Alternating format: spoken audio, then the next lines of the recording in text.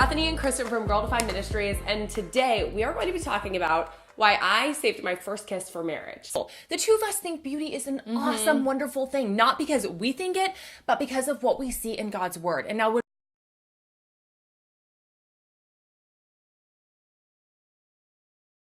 personally, what was happening in my heart when I looked back after I got over my obsession with that one guy that I was zooming into the restaurant to see, I realized that that guy had become so important in my life that in a lot of ways he kind of took the position of God. So many modern feminists who are proudly posing topless, who are proudly posing naked for the camera and saying, yes, we throw off the morals, throw off the boundaries, throw off the restraints. We want to do what we want to do. Before that, we would just wear whatever, like, oh, swimming, and we would just wear the typical swimwear, like what was normal, what the culture said that we should wear.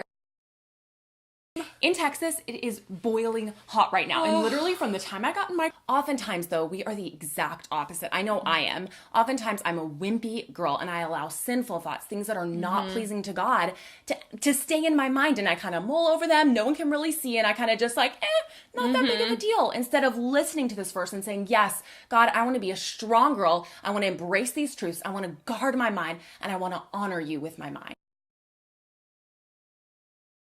So we really want you to stop and consider, is prom a must? And to consider, would it be better to not go? And women in today's day and age, that our nudity is no big deal. That it's common, it's cheap, we should be willing to flaunt it off, it's hot, it's sexy, show it off. There was no sin, there was no shame. And then next... And there was no clothes. There was no clothes either. They were naked. They were naked. Hey y'all, we are so excited to bring you today some modest fall outfit ideas. Oh yeah. It's probably one of my favorite things to do because honestly, like, we all know, I feel like it's easier to dress. It's Kristen and Bethany here, and today we're going to be talking about using social media in a God-honoring way.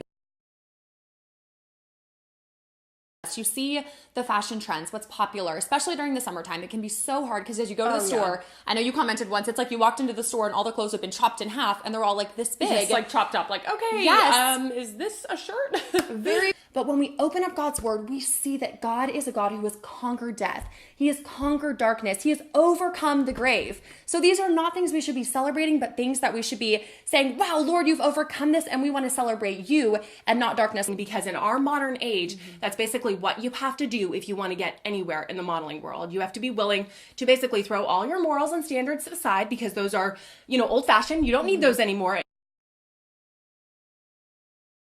And that is that males and females are no longer have gender roles. So our culture is saying it doesn't matter if you're a woman, if you're a man, you can just choose to have any role you want. It doesn't matter. There are no gender distinctions, no gender roles anymore. That's old fashioned. That's the past. We're moving on.